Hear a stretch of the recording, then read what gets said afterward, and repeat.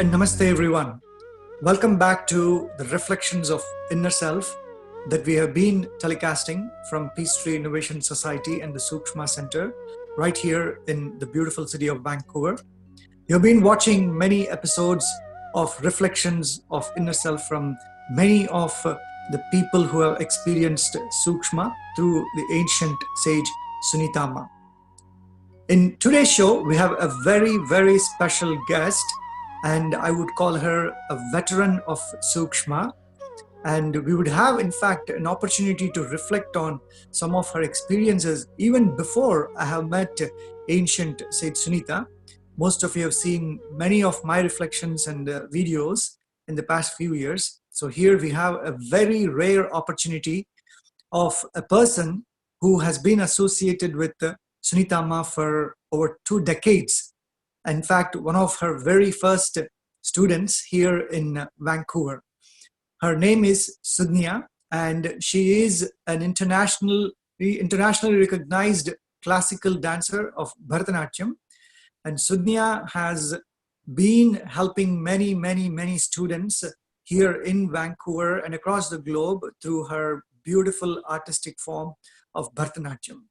And I have been to many of her shows with Sunita Amma and by myself many times, and I've seen performances of her students which are absolutely beautiful and divine. And she and her performances reflect the very essence of Sookshma's subtlety and purity. She has also received many awards locally and globally. And in fact, last year or a couple of years back, she was recognized for her work back in India for the international or work that he has been doing across the globe for Bharatanatyam and raising the flag of ancient Indian culture and arts. So today I would like to welcome Sudnya to the show. Namaste, Sudnya. Namaste. So, as I've introduced, you have probably the most experience of Sookshma than any of us here because you have met Sunita 20 years back almost, and you have had many interesting experiences with her, both as a fellow artist and a Sookshma student, and many interesting insights from your experiences. So myself and the audience are very curious to listen to those reflections. You have, in fact, had a big chunk of your life under her presence, starting as a newly married couple who has moved to Vancouver, then becoming a mother of 2, as a wife, as a mother, as an artistic director of Sudnya Dance Academy, and your students again becoming her students. So it's a beautiful cycle of this beautiful energy cycling back and forth. So we'd love to listen to you, how you have met Sunita and what has been your first experience with her and how your life kind of transformed. Thank you, Suman, for having me first of all. And my journey with Sookshma has been, I would say accidentally, but I'm sure, somewhere up there, when you are a Bharatanatyam dancer, you think about your art, you think about you want to teach, you want to perform, and then of course as any Indian girl, they get married and they move to a new place. And India, you think, North America, perfect place, they usually always support, everything goes perfectly fine for Indian arts. But God had something in his mind to send me to Vancouver. And beautiful city. And when I arrived, it was always a moment where Bharatanatyam was not yet recognized. And every time when I would speak about the art form, they would say, oh yeah, the bulk dance. So it was always compared with the Bhangra. And I was very surprised to hear all of this. And then that's where my journey of how and where can I start? Constantly thinking about how can I meet someone who can be a great support, because when you're an artist, you need musicians. So every time I would be asking someone, do you know anyone as a South Indian singer? And then I got this call one day. It had been like literally a search of 2 years, and it was 1998 when I received this call. And a person calls me and says, Sudnya, there is a South Indian singer in town. I don't have her name. I don't have her number. Great. I heard the person in temple. I was about to take everything, all the information, but I didn't get a chance. I said, now, okay, God, you have got me here. You've got the person here. I leave it to you. If she is an amazing singer, is what this person tells me, there is going to be a moment when I will meet her. So I left it over there, and I started asking people if you have seen anyone singing in the temple. No answers, no nothing, right?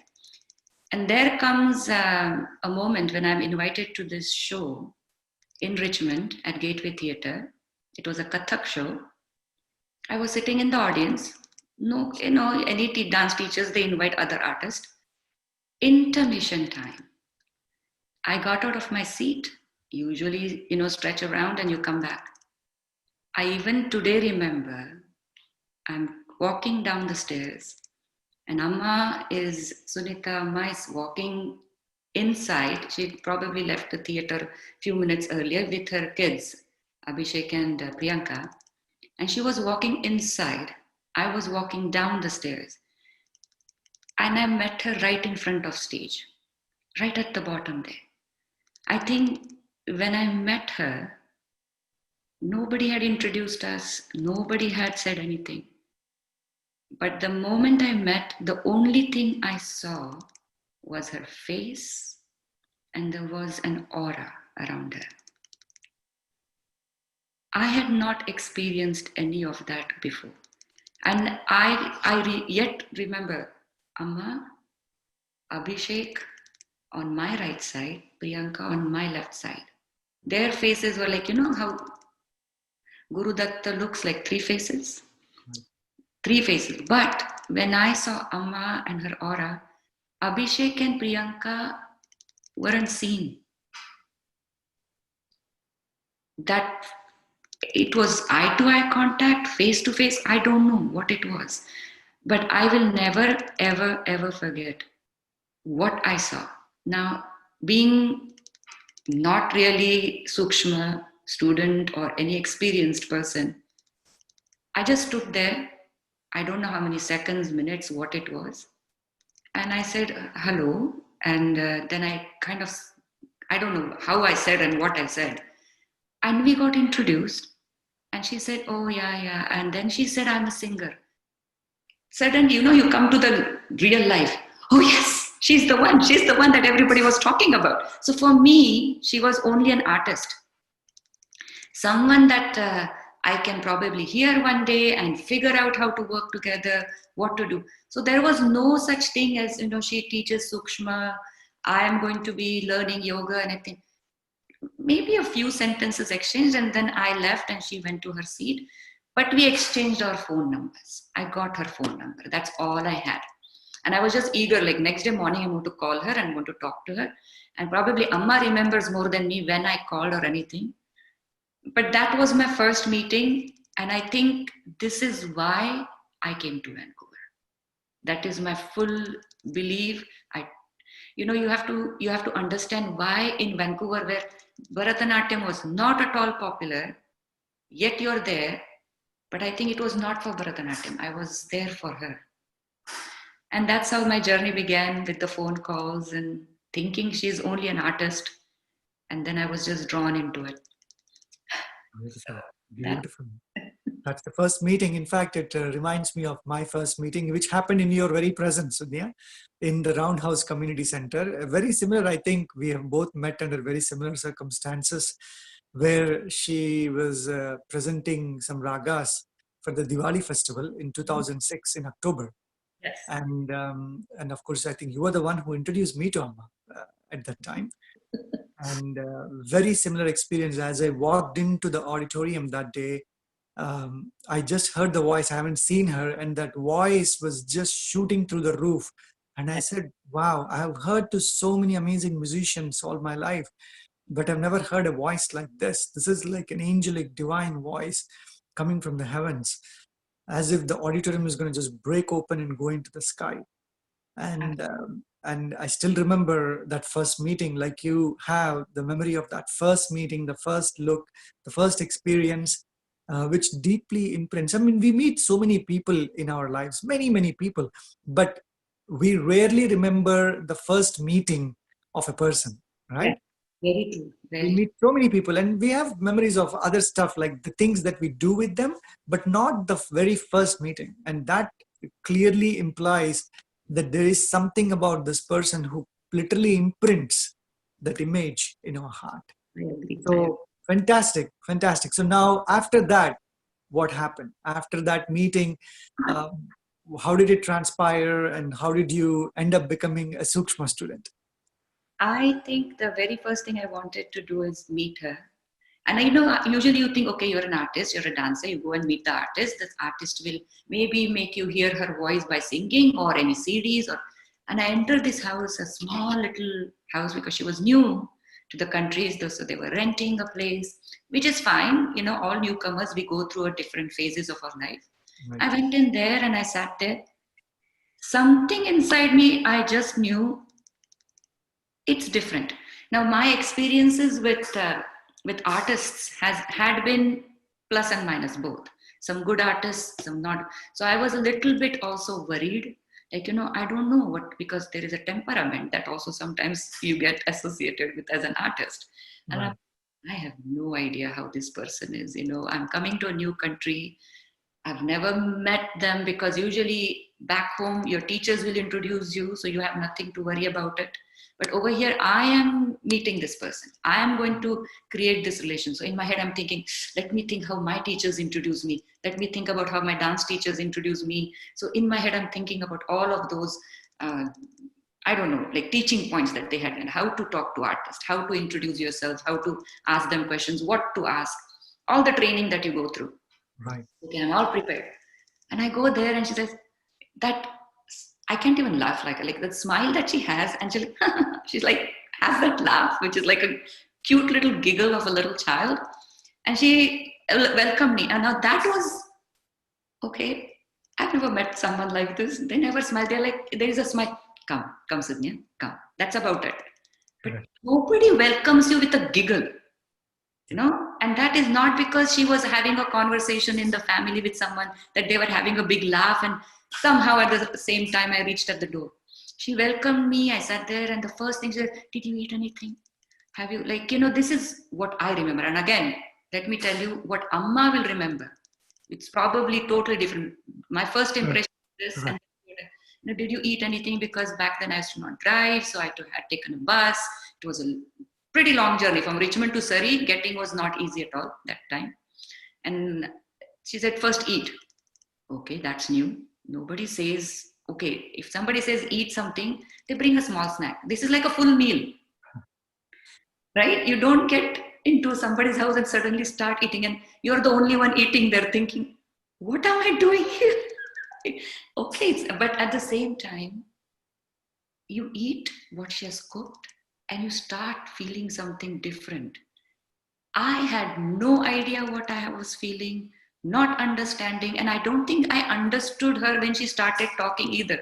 I mean, how do I communicate with this person? Because there was no, um, it was not the typical artist talk. Yeah. Okay, so what kind of work do you do, so this is how we will work, these are my fees, this is how nothing of that. So sure, Sudnya, whatever you want. Sudnya, whatever you want. No, don't tell me what I want, tell me what you want, because I'm not used to this kind of conversation. So everything I had trained for was thrown out, and completely a new personality was building in me. Had no idea what this was. She said, keep coming, Sudnya, keep coming. And I don't know whether I went there because it was Sookshma. She started talking about it. I couldn't understand a word, because you don't meet such person who empathizes with you so much all the time, every moment. So I kept going there because maybe, the other thing, I was a new bride, and I grew up in a big, huge family. So I was missing my mom or what, and going to Amma, it made me feel I'm meeting a family, like young kids. So the way I had nieces and nephews and or like my cousins and so on, it's a good thing to go. I think out of that curiosity, I went there, and it felt good. Felt good was my only two words that kept me going to her. And then she started giving me sessions, yet not understanding what is happening, but it felt good. Felt good, never stopped. And then I used to come home, and then is where my whole kind of struggle also began, right?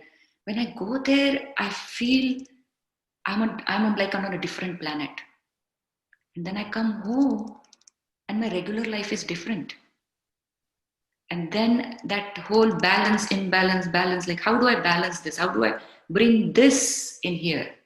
And didn't know how to talk because I personally couldn't understand what is going on. I knew good feeling, but I couldn't put words to it. I couldn't understand because even Amma, when she used to explain, you don't hear that kind of um, words or like loving and caring and completely in association with your soul. That kind of words you don't hear very regularly from every person. You hear about gurus, you read about sadgurus and different gurus, you read about them. You don't meet. In today's world, you don't meet someone like that. You only think, I've written, I've read about this Swami and I've read about this guru. So usually these people are in the books. You don't get to see them. And if you get to see them, I don't think in today's world we quickly, Recognize them. yeah, we don't show interest or we don't believe. Correct. Because how is it possible? And then I had this, I said, okay, I'm going to put two separate things. And I very clearly said, okay, let's put this aside, Amma, and let's think about how to work in the dance. And she used to say, okay, you can call me auntie and everything. I was so clear. No, Sunita, I learned one thing. After coming here, auntie, didi, tai, all of those words are away. You have to go with your first name. That's how this world works. So I have to call you Sunita, even though I don't like calling you Sunita. So let's keep it so then when we go outside, I'm not struggling. What should I call you in front of this person or that person? She said, accept. She would accept anything. And that was again a new thing for me. Usually people don't accept. So like I used to say 100 sentences. And then after, okay, Sudnya was the only sentence. How could one accept such simple little things, but yet not necessarily, a human being can be so quick in their answer. Yes. So that was my first surprise. Like surprises, I think is what I started with. Surprise every moment. How is it possible? And rather than staying calm, I used to be at one point also irritated. How can this person be so simple?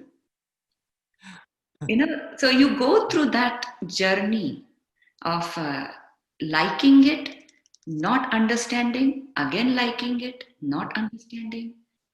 But somewhere I think your understanding starts growing. You like that person more and more. Your understanding goes, then again you go through a little bit of a roller coaster of what is going on. So that went on for a while, and then we started performing together. We did a few shows, we did some workshops together. And I realized no matter how much I dance, no matter what I have an experience, maybe I came before her just a few months before, few years before, but my experience working with kids is one point. I perform, I show to audience, I explain them, they enjoy it. But when she starts talking, there is peace. There is a different feeling. Even I may be in school with more than 300 students, and she utters one word and everybody is calm. All the kids, even the kindergartens who would be like probably wiggling and moving around, suddenly they're like focused on her face. Again, surprised. I think I went through a lot, and because I was the first one and there was nobody to explain me who is this person, Correct. I was in Navarasas.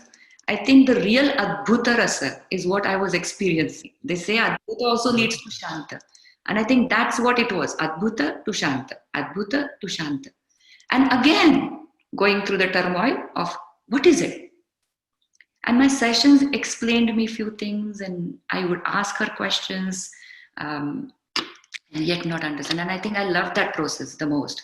Not understanding also, I started loving it, because not understanding made me go to her again and again, because I knew staying in presence with her makes me feel good. So I had this feel good, confused mind, and yet feeling wanted to feel good more. So that was my journey, is how I started. Beautiful, beautiful. Very, very well said. And as you were saying, the beauty of this journey is my whole journey is kind of flowing in front of me like this big IMAX movie, right? And I can relate to every word that you're saying. And of course, it is the experiences of everyone who comes to Sunita. The biggest things that you said is that first, like you go with some mindset and say, okay, this is how I'm going to meet this person. And the whole thing shatters in front of you, and then all that you get is those giggly like, like beautiful smiles, and then very informal, and the first thing is feeding like a mother. Same experience for me, right? And then your tummy gets full, your heart gets full. And the other aspect that you mentioned also is where you don't know what you have to make of her, right? Because she never tells, I am a guru, I am a baba or a swamiji or whatever, like nothing. Very simple, very ordinary. And then you're trying to figure out in your mind, and then you do a session, all the truck collapses, and then you're like, oh, I think there is something here. And then you go ask her what that is, and then she will not answer any of that. But all that she will tell you is, hey, where there are certain things in you that you may have to work a little bit, but again, that too very subtly, not like, oh, Suman, you have this problem, so you have to work on this problem, nothing like that, right?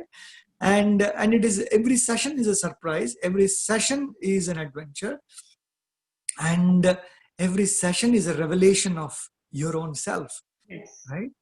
And it's something that you leave the house with a very, sitting on a cloud, Correct. right? And then you start floating.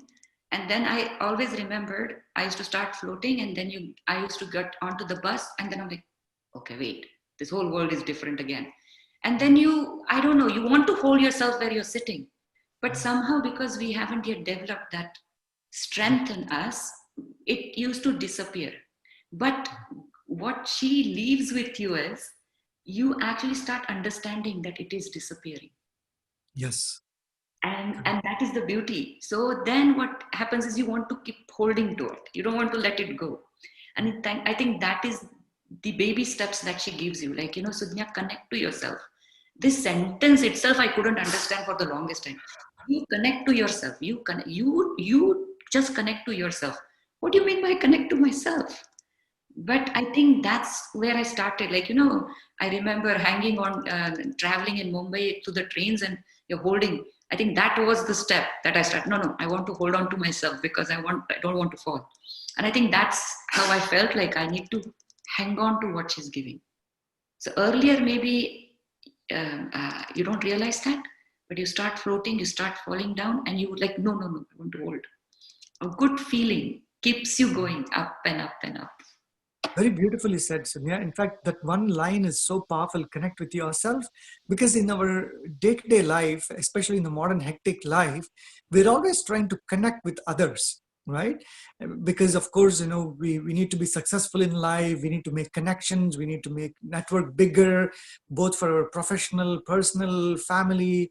We are trying to meet and make those connections. And what Sunita brings us back to is, hey, you're doing all that, but are you connecting with the precious resource right here?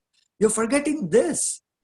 Not only just this physical body and the mind, but your true self that is inside, which is waiting for you to connect for all these years. All these years you've ignored that little voice, that little beautiful divine being inside, where you're crushed it because you're so busy, so busy.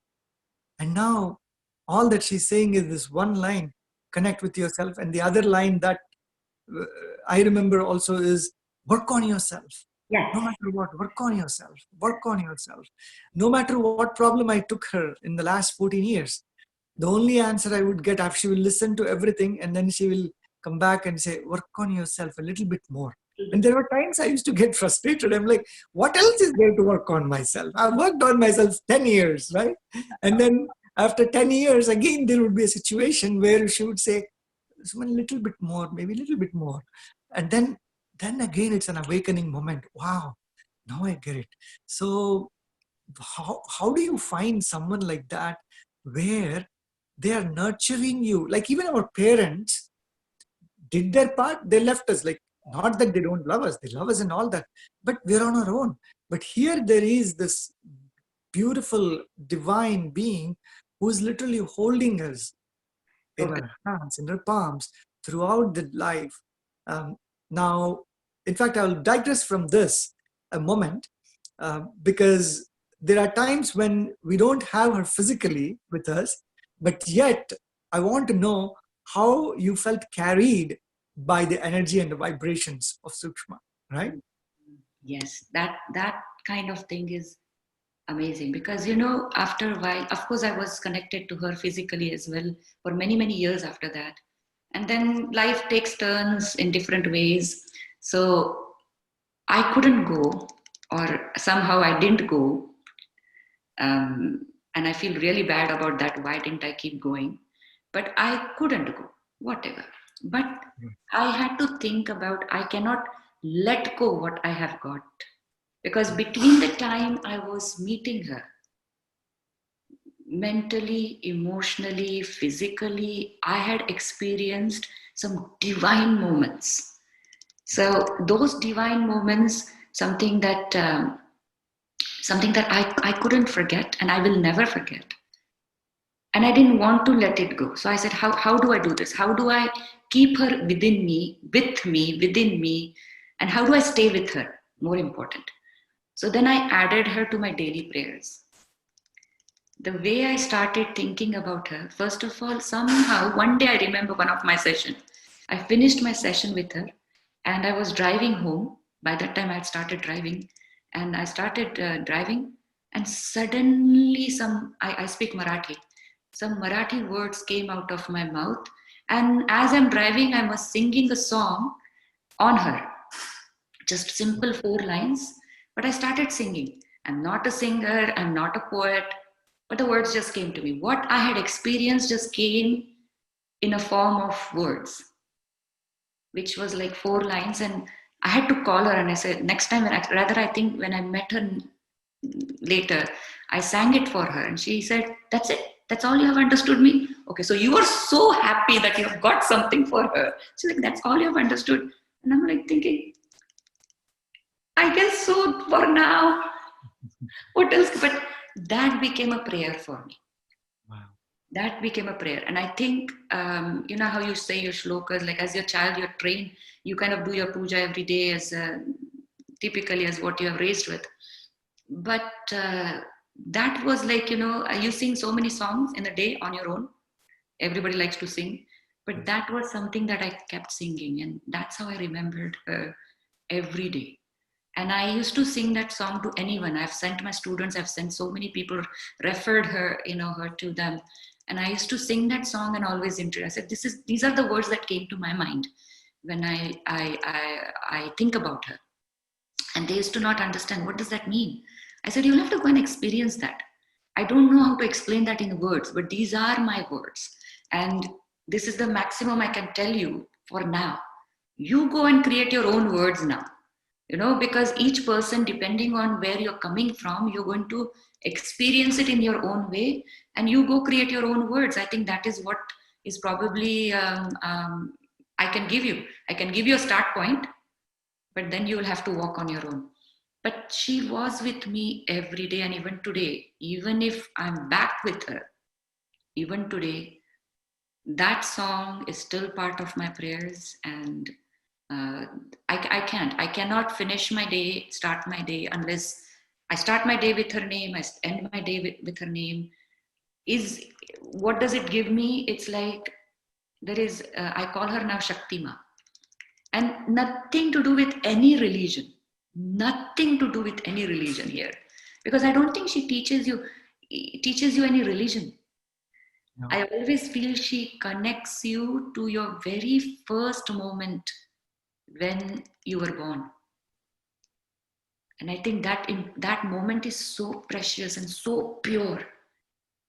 Like the moment you're born, you're not connected to anyone. You're alone. Even your mom is not holding you that very moment. Your own mother is not holding you, rather the doctor is holding you. Or the nurses are holding you. But when you arrive, I always say, like, Amma takes you back to that moment, how you arrived. And you came with no baggage or like anything. You were pure. And she makes you feel that.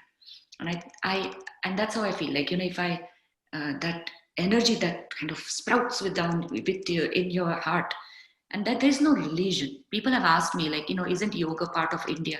I said, yes, but yoga is not, that's not what she will tell you. It is from India. You have to follow this or anything. She'll say, yoga means what? Connecting you to yourself. Union of mind and body for definition.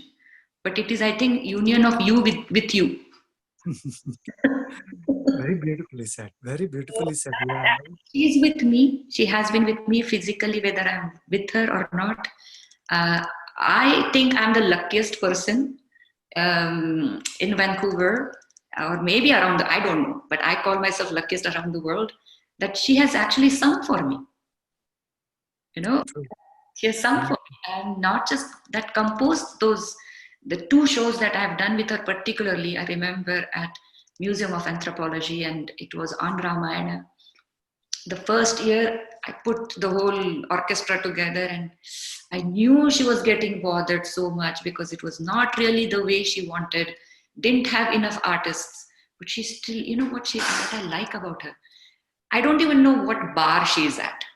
Okay, we are way at the bottom, and yet the way she connects with you, she takes you up with her, and she makes you feel you're very important. You're very important. You deserve what you should get.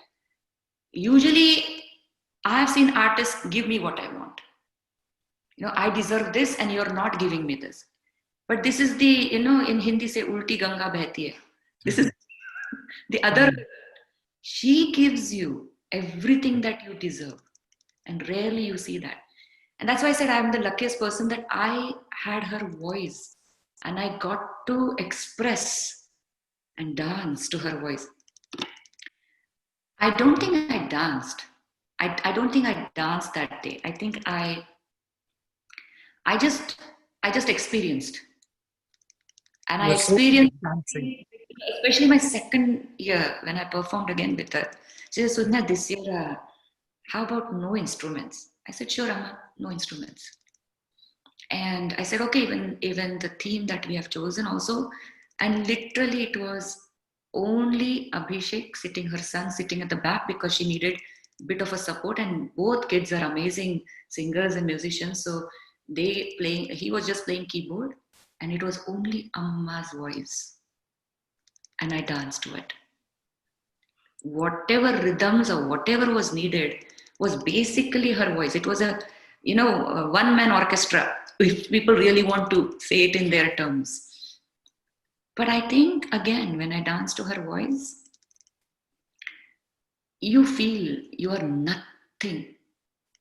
Her voice can do, without any dancer performing, her voice will make you dance what she's saying. You don't need a physical dancer to dance there. But I feel lucky. I'm the luckiest person. Absolutely. Absolutely, Sudhya. So as you said, Sudhya, the soul dances to her voice, to her vibrations, right? Like you just said so beautifully, that you don't even have to dance because that energy pushes you to do anything, right? And that is what I have seen in the last few years, is people come to her with whatever their passion is, whatever they want to do but they were not able to do. But the moment they come here, suddenly all those hidden goals, hidden energies, everything starts to reveal, and they get to do. Whether a person wants to become a doctor, I've seen people who have done that and then they become doctors, dancers, musicians, people who wanted to get into research and find some great insights in their scientific research. I've seen people coming to her, people who are like into filmmaking, you know. In fact, you've seen like my first documentary was made with her, and all of you participated in that, called The Ray of Divine Light. And if I look back at my journey, I was not even like a real filmmaker. Like, you know, I just started to make some documentaries, but then suddenly this whole thing lands up in front of me. And if I look back, I'm like, how did I even do that? How did that even happen? What is the title? Like, why did I even title it as Ray of Divine Light? Where did that idea even come from? Like, I don't even know. Even today, if I sit back and say, what was the moment, Suman, when you decided the documentary should be called Ray of Divine Light? No clue. No clue how I've written the words for that. No clue how we all have come together. Remember, you were there, Samir was there, Yes. Ulvi was there, right? And if I look at it, it all happened magically. And that, I think, is the beauty of Sookshma and Sunita Amma, is everything happens effortlessly in her presence. And it's effortless because I remember now, like, because you mentioned my husband's name, I remember coming home from her with her sessions done with her. And my husband couldn't understand what is going on with this girl, because many times when I didn't have kids, usually by 6 o'clock you would come, wherever you are, you will come home at 6 o'clock, you cook and everything.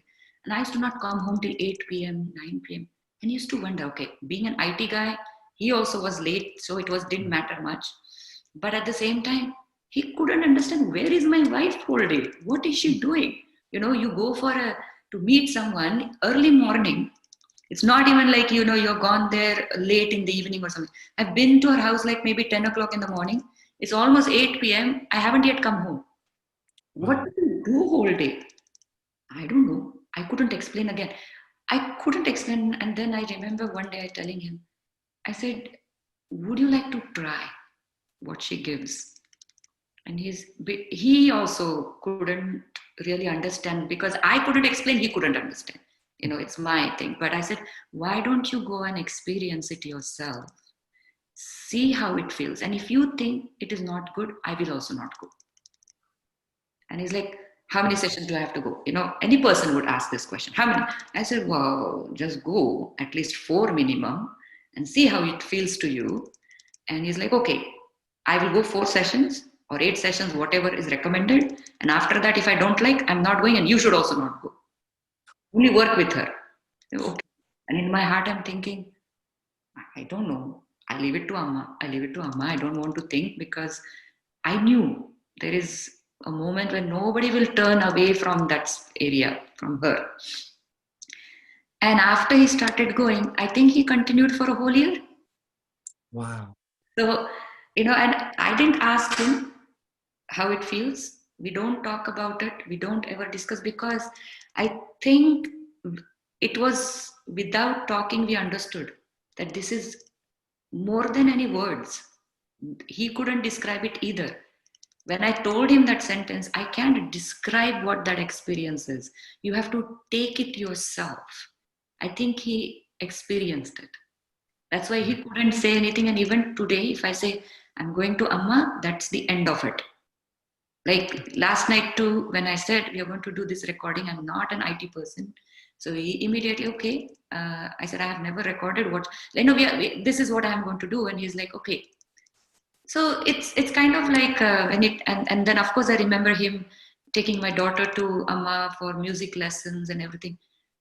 So with him, there are 3 things he knows. He says he is not an artist at all.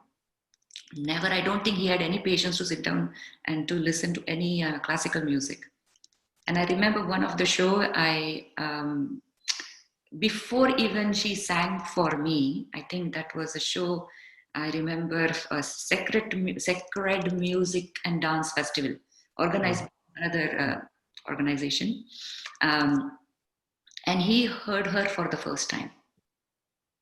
And then he came home and he said, if Sunita is going to sing, I'll go to any concert.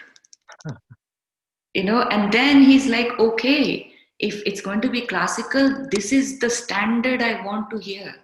Otherwise, I don't want to hear. I say, you cannot be so discriminative. You have to listen. You have to enjoy every person. What if tomorrow your daughter starts singing? You will say, no, I will not listen to you. And he's like, no, but that music is different. If you don't work what she gives you, if you don't work with what she has given you, describing in words is impossible. You have to experience, and then somehow, as what you said, how did those words come to me? They come to you. Correct. So it's like a journey, and on your journey, a journey which is initially an adventure becomes like a smooth journey, and as it becomes smooth, automatically I think the words come out of you. Yeah. And then you live, and those words, as what I said, those words, they become your inner strength, and basically it just gives you more and more strength. The more words come to you, and eventually I even think the words stop coming to you, Yes. and then only left is you, as what she says, you with you.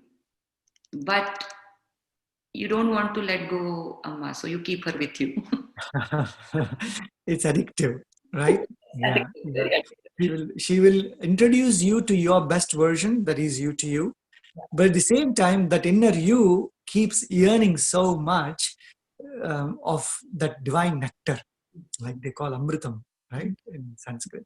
It keeps wanting more and more and more of that juice. So um, now if we talk a little bit about how she influenced your children, because you came as a newly married person to her, and then of course you had Purvi and Kairavi in her own presence. How did that transcribe, and how did her influence continue on your children and as a mother in your life?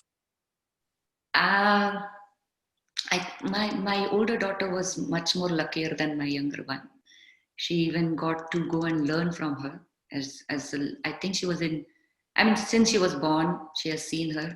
When I was pregnant, of course, Amma, I was going to Amma as well. So she knows Urvi for a very long time. She knows her for a very, very long time, and she's connected to her.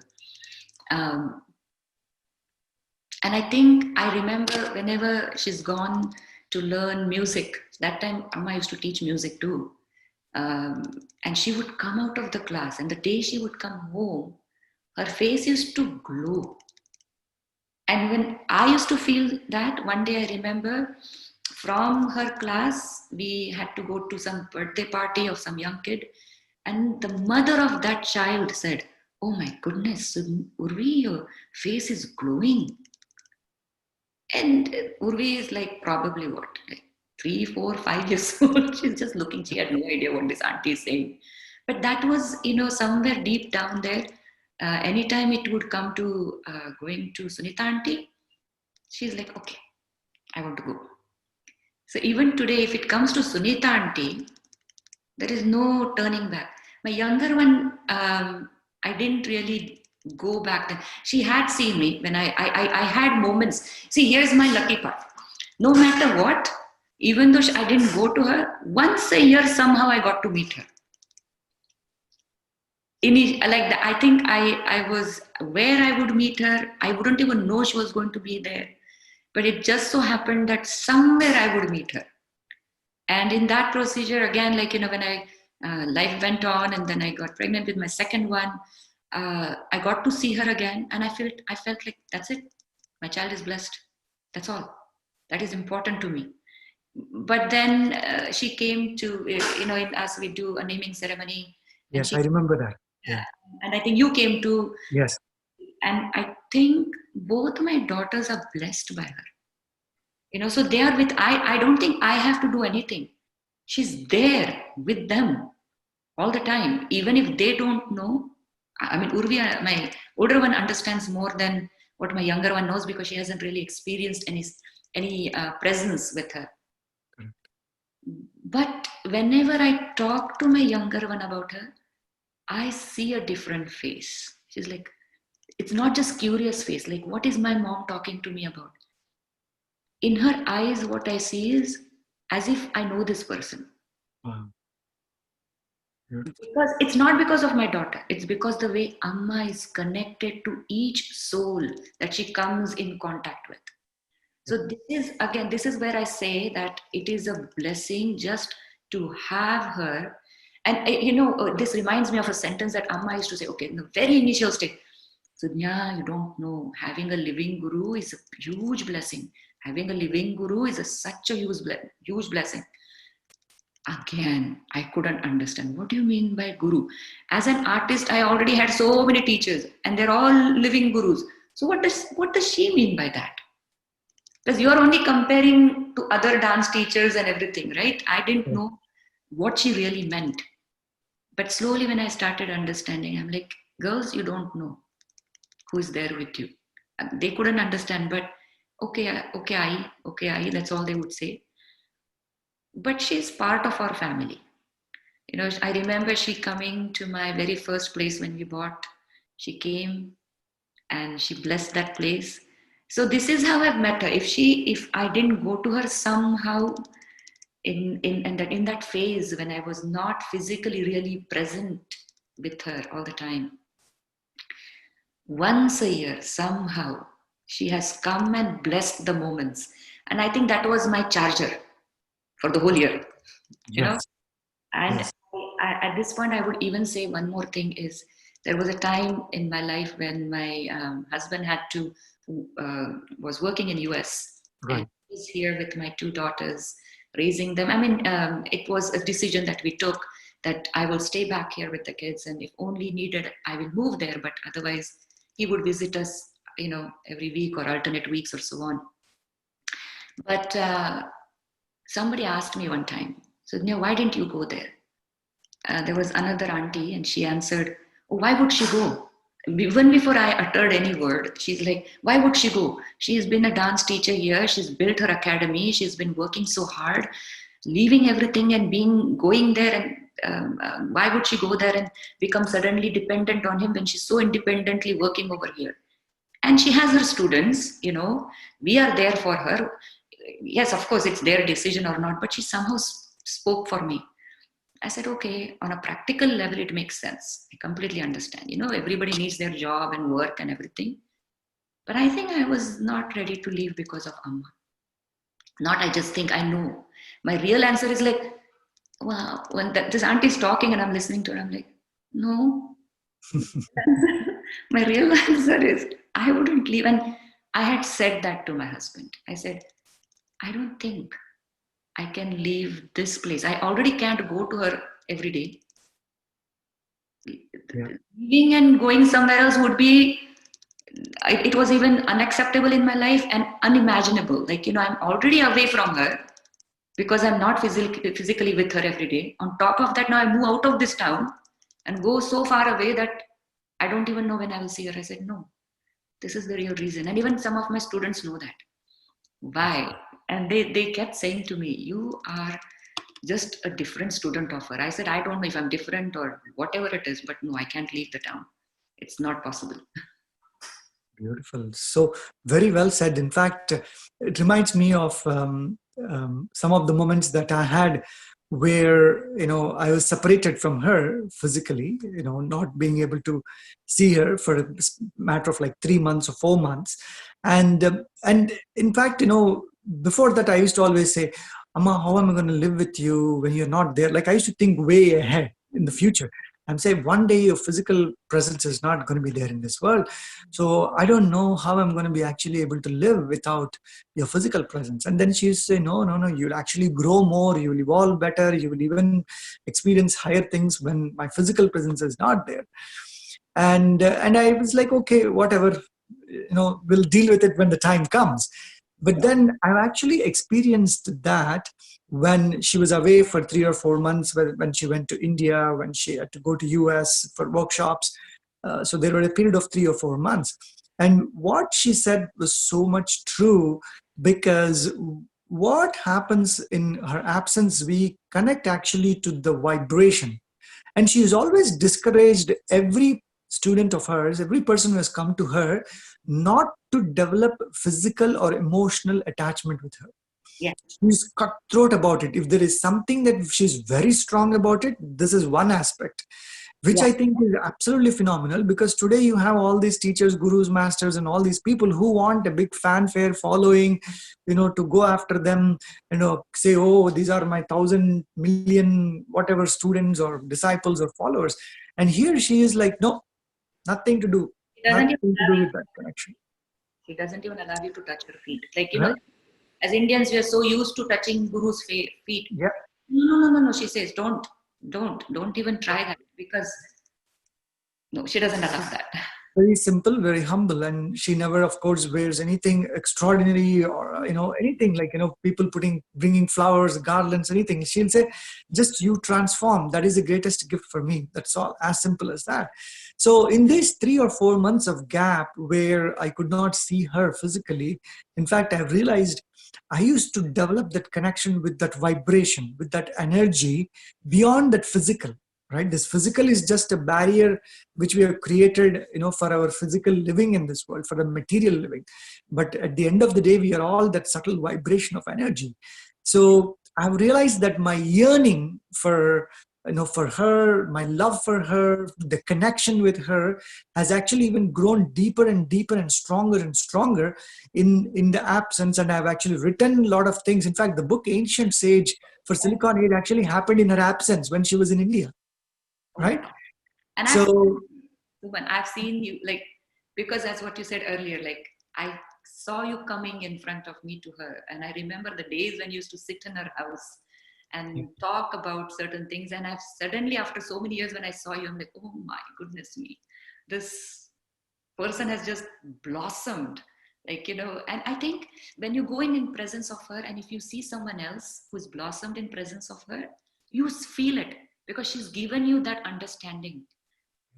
I mean, I've seen my students blossom, but at the same time, when I saw you after so many years, yes, it's the yes. transformation. And I'm like, and I even remember saying that to you. I'm jealous. I'm jealous. Good jealousy, right? Good competition. I'm always says good competition is very important so that we all evolve higher and higher. So what I'm trying to say is basically, so how did you feel in this gap of about 10 years, I would say, in the middle, where you haven't continuously seen her, but just seen her once in a while? How was your evolution? How was your connection? uh, they say Virohat Kantita. Ashtanayika, they talk about Virohat Kantita in a different way. I mean, that is in the Shungar way. But I Okay. think Viraha, separation, Mhm. is something that makes you connected to that person more, because you think about that person more than ever. Correct. And I think that was the source. I mean, yes, because I was away from her, I could even feel that the monkey mind is doing much odd things that one wouldn't even. I mean, not in the wrong way, but like, there is a monkey mind that is dancing more than me, and I would understand that really well. But somehow just couldn't. I mean, though I didn't leave the town, I mean, the way I was stay put is like, I'm going to be in this town. I'm going to think about her every day. She's in my prayers, and when I say prayers, not in again in any religious way. Just the prayer means praising words. Just talking and singing about her made me alive every day. So that was my way. And then talking to my daughters about it, talking to someone else, the way I thought I don't know, I put some other words to it, like, my connection to her was, any of my student, if they can go to her, okay, I've gone to Amma.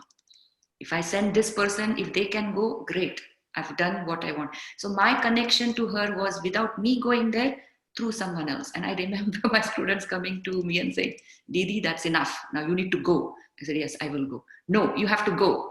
So even they could understand that my yearning to go to her. I said, look, it will happen. Sometimes the separation is also equally important. Before the union happens, separation is also equally important. And I said, I want to enjoy my separation too, because many times when Amma gave me these experiences, And I remember especially with Kairavi, my younger one, I called her, I said, Amma, you took everything away from me. Give it back.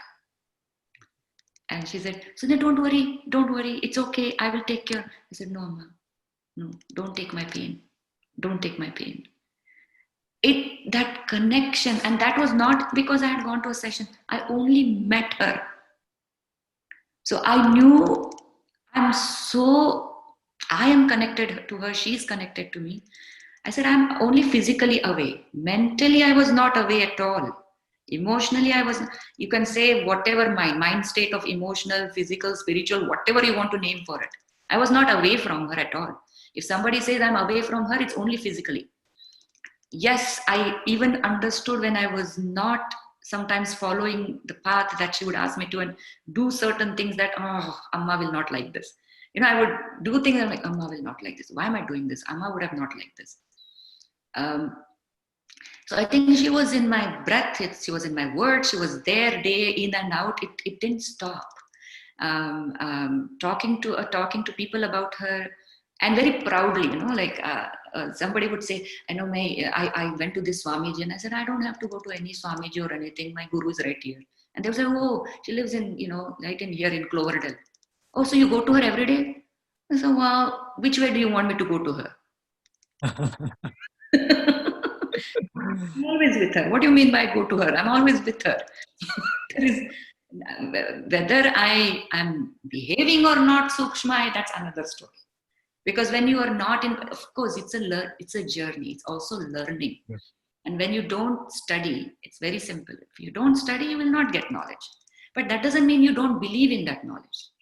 Correct. Right? So I knew what it is. I just had to wait, and I said, I remember they say Virahani. Virahani are the songs written by Eknath Maharaj, a great saint in Maharashtra.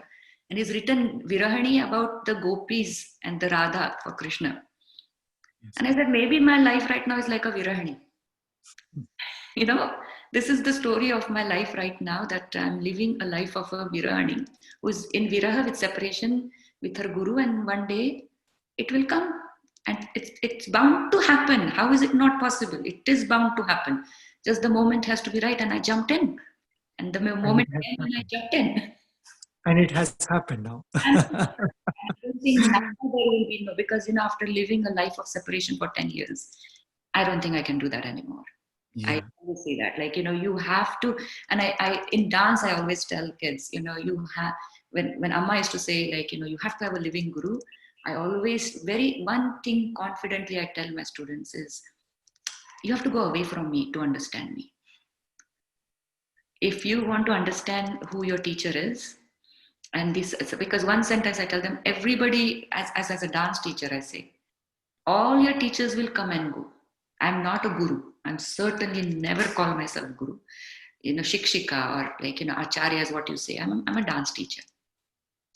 All your teachers in life will come and go. They will teach you for 1 year, then the teachers will change. Your dance teacher never changes. Unless you change her. Unless you go to any other dance teacher.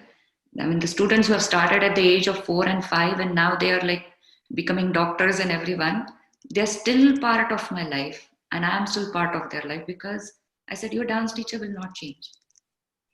And I think this sentence also came because of the sentence that she said, you need to have a living guru. Her sentence is way higher than what I say, but it's true. It's that when I used to say this sentence to, who made me say this? Why I said this? Yeah. Right? Because what she said, I slowly started. See, this is how she connects with you. She makes you, her energy makes you talk something and then you understand what she has said. Yeah.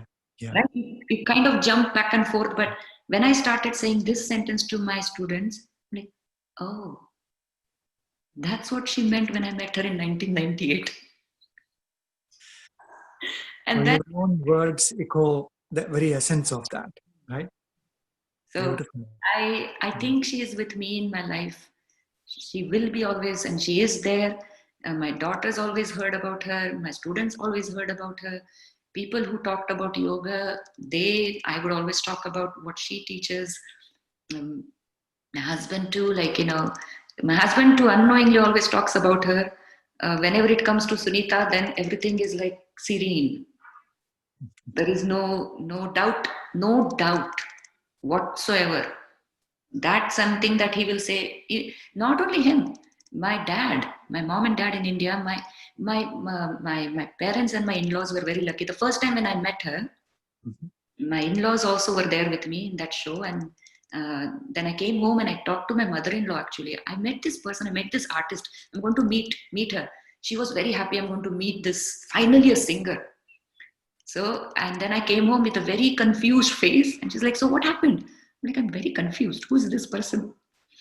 And I mean, God bless her heart, soul. She's no more. But even she got to experience Sunita, Wow.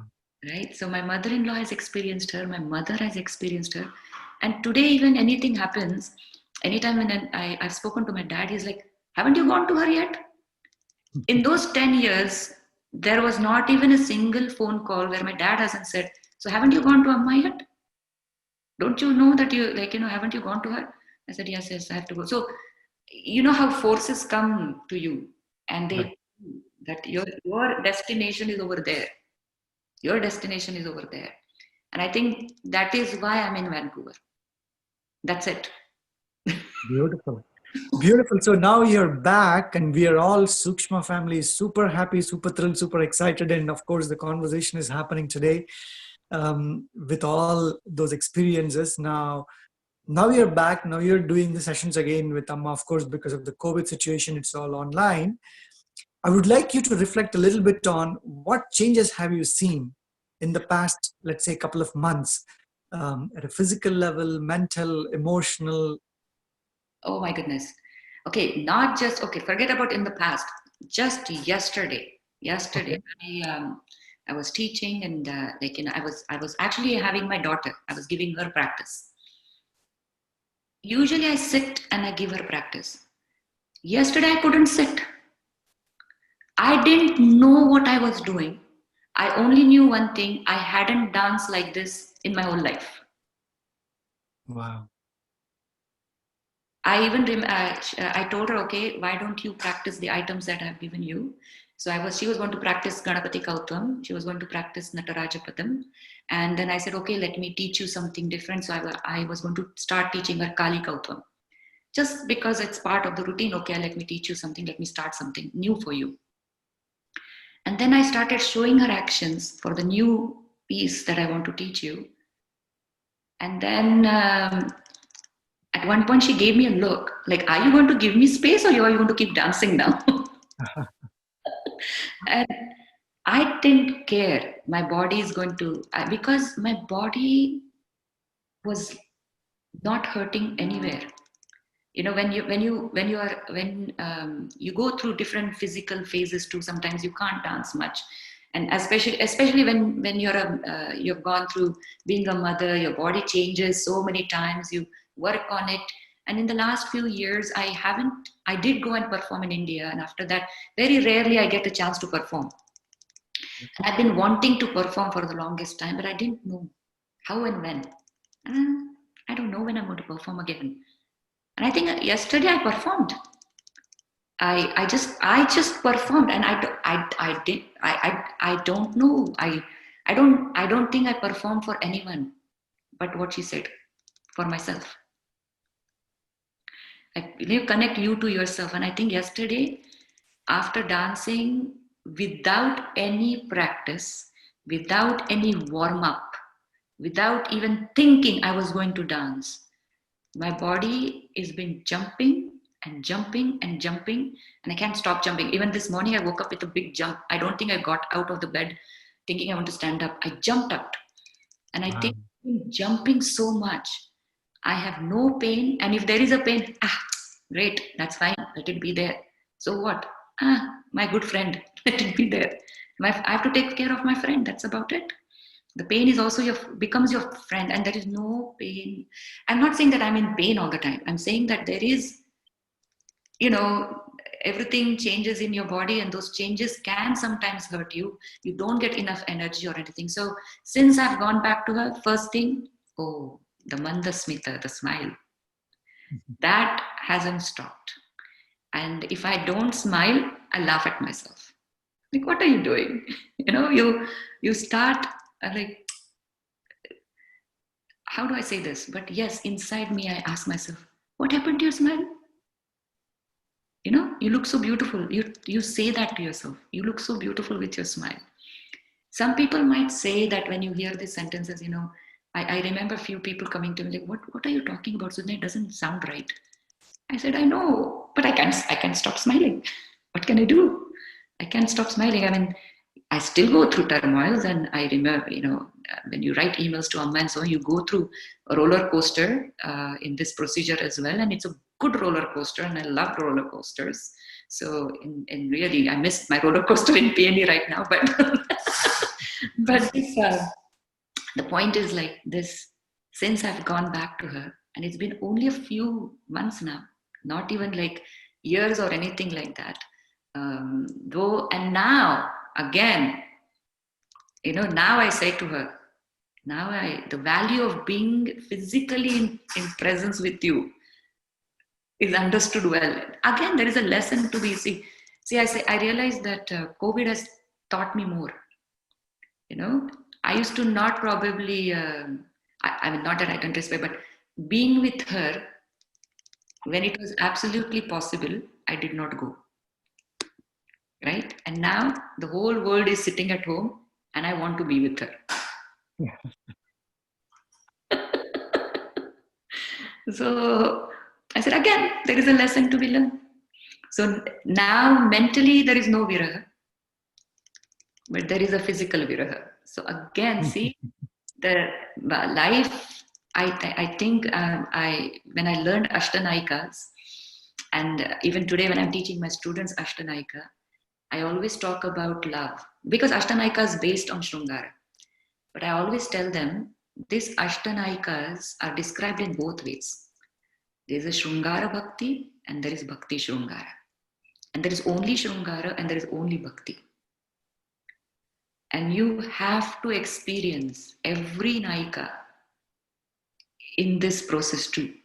And the whole Natya Shastra is based on human nature. It's, whatever it's been described, it's first of all, it's based on Vedas and everything. So it's a lifestyle written over there. So I said, okay, right now I'm probably that Virahani again, but it's a physical Virahani. But I also feel, didn't Ekalavya learn? Yes. Right? It's, and I close my eyes and I know Amma is right there. Different. How did Sorry. go ahead, sorry. No, it's like her picture, her face. I always remember her feet. I have this image of, I don't know, it's been there. I close my eyes and I don't know how to explain that, but there is like a face of hers, that a giggle that's always here. The five senses that you have, I think she's there. They say Panchamahabhuta is what you're made of. Correct. Then there are senses, and I think it's. And She's in those all the time. as I'm talking to, now I understand what Hanumana is. Why this hand? The Panchamahabhuta, the senses, the five senses together. I'm dancing with it. She's there. Wonderful. So, what other aspects are you finding a shift as you work through this process? Like, let's say at an emotional level, relationships, so many challenges in our day-to-day life, right? We are juggling, so many responsibilities, family, like you have your passion of art and dance, and then responsibilities. How is Sookshma impacting all of that? It gives you a lot of strength, number one. Yeah, on a human level, it gives you a complete strength to face it, but not just face it. You actually realize that I can get through this This is just a momentary phase. You're going to be there. You're going to, oh, if there are any hurdles, it's a momentary thing. So I don't need to get carried away with this hurdle. I don't need to be attaching myself to it. This is like hurdle is only part of my life, not necessarily. So whether it is emotionally, whether it's in relationships, whether it is work, whether it is anything, if any kind of, they're all, see, they all are there to teach you something, is what I think. And of Yes. course, I'm not saying that I am a great soul where I don't get carried away. Of course, I get carried away. But what it has given me is the moment I start getting carried away in that concern, doubt, or tension, or whatever you say, the negativity of that moment, suddenly in few seconds, I'm like, no, no, no, no, no, no. It's going to be just for few seconds, few days, few hours, few months. After that, it's not going to be there. Because if there is a problem, there is a solution, Yeah. right? So I don't have to worry about it. There is a solution. I just don't know what the solution is right now. That's it. I Yep. don't know what the solution is right now. That doesn't mean there is no solution. So I feel on every level of my life right now, if it has given me a lot of, taught me a lot of patience, has given me a thought of line, like this, the thoughts are not just coming. Their well connection is, mind is connected very well. There's a good straight line where it is not vibrating anymore.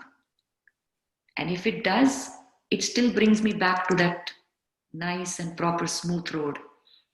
It's a little bit bumpy, and then it's again like it goes like this, and then it's again straight. But the bumps have become less and less and less. So even if it's a conversation that it might trigger some heat, like, especially right now, everybody says with the COVID, everybody's just stuck at home, stuck at home. Of course, there are going to be sparks coming out. Yep. But I think now there is a spark, and then I laugh about it. And we all laugh about it because it's not just me. I'm like, oh, great. Now it was a good heated conversation. And look at all of us now. We're all laughing about it. So why did we have a heated conversation? So I think it takes a moment. And that initially, what would have happened? What happens usually? You have a heated conversation that leads to more negative thoughts. And then you, rather than actually laughing Letting it go, over you it, dwell in it more. it triggers more and more to the wrong thoughts. That has completely stopped. That's Beautiful. not happening because the heated but I love the heated conversations too. I've started loving that part. Why not? It is important. If there, say, I say, I'm not a saint. I'm not a saint, right? I'm not that saintly person who is yet like very detached to anything. No, no, no. I'm part, and if I committed to be with a family, my commitment shouldn't be given away. I have to be dedicated to those parts too. So if that's the case, then so be it. Then there are Navarasa's. You go through it, and Yeah. you Right. The very essence of each rasa. They say each rasa leads to what? Shanta. I yeah. think I totally believe that Amma gives us that strength. No, the very essence of Sookshma is to be in the world, but yet be an observer of the world, right? That's the whole essence of Sookshma, is to be able to practice all the dharmas, duties that we have to do. The duties for the self. That's the first principle of Sookshma: self-care, self-love, self-compassion, and then caring for the family, right? The samsara dharma, the family, and then serving the society, giving whatever you have, the best of you, to the world around, right? So swadharma, samsara dharma, and sangha dharma. And that is a very essence. And also you brought up a couple of very important points from your practical experiences. Sunita always says, if you have a problem in the past, like before you practice Sukshma, probably we used to dwell in the problem for months to years. But now, even if anything happens, maybe you'll spend a couple of hours, or sometimes like even just a couple of minutes, and then just you move on, because you know that the solution is there. You know that solution will always come, and that everything is a passing cloud, right? And Amma says the sahanam sarvad papa haranam means like that patience destroys everything, destroys all the challenges that we face. And then the other interesting thing that you also brought up is, how the mind becomes like a highway, like smooth, and the ride is beautiful, right? And she always says this, why you take the paths of all these ups and downs and humps and bumps. Instead, you have a royal path here, the royal path of the highway, where your mind is purified and your soul is clear and seeing everything and connecting with everything, connecting with yourself and connecting with everything. Yeah. That's very beautifully explained, Sudnya. Thank you. Thank you very much. And now, one important question, I think, which I think is important for everyone to hear, is why is Sookshma important for everyone? Does everyone needs to practice Sookshma? If so, why? Absolutely. Number one, everybody should practice Sookshma. Now, they may give another name to it, and Amma never insists anything. You want to call it by your own name, go for it. Hmm. If you think that is better for you, go. She never stops you from anything. And I, I think that kind of upbringing of yourself, as well as connecting to yourself, making your life. Who doesn't want to be happy? Yeah. Is there anybody today who can tell me, oh, I love unhappiness? Hmm. No, nobody says that. Now, what does that happy really mean? And we only want, I'm not going to preach here by saying we're always attached to materialistic life or nothing. I think, if you are capable of buying expensive things, go for it. Nobody's stopping you from that. But yet, every moment, every person still says, I'm still, I really want to be happy. So, if you want to be happy, if you want to feel content, if you want to feel that whatever as what you said, the dharma, the work that you do for yourself, for your family, and for community, by physically volunteering yourself, okay, maybe you will volunteer financially, like, you might give something, but yet, after giving those donations, also, if you're not going to be happy, then what are you doing? That means you haven't really experienced the real happiness. Now, again, what Amma says, if somebody else can give you, go there. But if somebody else is giving you and get you at that very moment, you're still unhappy. Then think if that is what you wanted, and if not, then practice this sukshma which is in you. She just because she has experienced it, she's sharing it. What she has done is she has experienced it since her childhood, and now she did her dharma for herself. Then she with her own example, she's shown it. She has a family too. Her Yes. responsibility to take care. She's never said leave your family and come to me. She said no, go back. That's your family, you have to take care of them. So she has shown with her own example she can take care of herself, she can take care of her family, and she can take care of community without any special effects of life, like, dressed up differently, doing this differently. No, just simplicity is her key, treasure key. And that simplicity, like simple little things that she asks you to do, and those are possible changes. And why not? Everybody wants a good change, everybody wants to be happy, everybody wants to give back to the community as they think that's their duty. Even if anyone who has done some wrong deeds, deep down they want to be good. Yes. Correct? They know, as what we know about Ramayana, though Vali became Valmiki, I don't think he was doing that because he wanted to kill people or wanted to rock people or anything. He was doing it as his dharma. He thought that is the best dharma. So nobody is born to do bad deeds or to do anything wrong. So if you're not born, no life is born for that purpose. Why wouldn't you try Sookshma and give yourself a chance to become who really you are in that moment when you were born, and live that life? The moment they say birth time, why can't you be living your life of a birth time for your rest of your life? And I think that kind of what you said, you call it a highway, you call it a street. Why can't one lead, and why shouldn't one lead that kind of? And that's why Sookshma, as what she calls, we call it Sookshma. And she gives us the freedom to call something else if you want to. But why wouldn't we call, when we know experiencing with her Sookshma is what?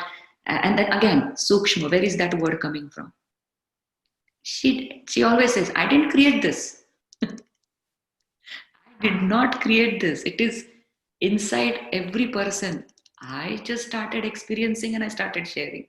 The Sookshma is inside. That word Sookshma, that whether it's a word or an experience, it is within us all the time. We just don't give ourselves that time. And again, is she expecting 2-3 hours of yoga? Is she expecting do this, do that for 1 hour of exercise every day? No. You could be doing day-to-day work as any, you might be driving and you will be able to do it. You're sitting there thinking about what to do and you actually are doing it. You could be cleaning something and doing it. And I even go to an extent, you might be having an argument and yet you're thinking in your head, I don't want this. Yeah. So you are in an argument and still thinking, I need to stop this. And that is also Sookshma. That means that awareness, that alertness, everybody wants it.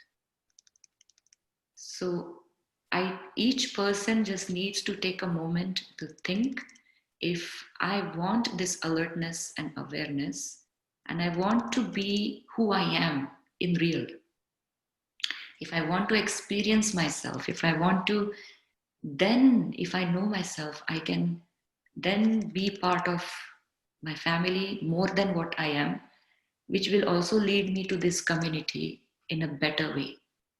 And they say drop by drop, right? So if you are not becoming that drop, don't expect ocean to be full. You Beautiful. have to first become the drop. So that's how I feel that Sookshma is very important. Again, anybody can call it anything, but it is inside you. Just lit the light. Lit the light. At least think about switching it on. Even that thought of I want to switch on the light is a good start. Good start. So that's how I think it's very important for every person. And some might get it in few days, months. Some might get it in, if you believe in births, then you might get it in this birth or you might get it in next birth. But everybody's going to reach there. That's for sure. Whether you're going to reach there here now or later, that depends actually on you. Beautiful. Beautiful. Yeah. Yeah.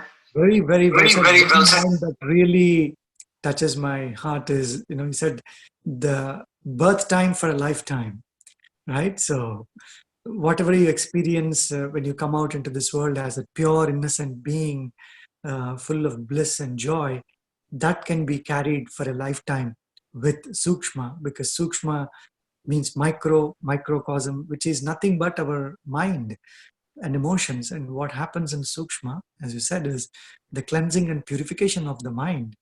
And once that happens, all that remains is the experience of that inner being, that soul, that Atma, what ancients, of course, have spent thousands of years in researching it and giving it to us in form of these amazing ancient scriptures. And once in a very rare lifetime do we come across these living masters who are there present in this modern hectic world to help us, to lift us, to carry us through this ocean of samsara and the worldly life, so that we can be in the world but yet experience the underlying spirit of humanity. So thank you very, very much for your time. I know there is more to talk for us. I'm sure we will continue these amazing reflections. of the inner self. Your reflections today will definitely inspire millions of people across the globe who are watching our regular series. And we haven't gone into some of the details yet, but I know the journey is uh, very, very long still. We are going to continue sharing these deeper insights of your inner reflections. Thank you very much for your time once again, and we look forward to connect again soon. Namaste, and thank you, Sudnya.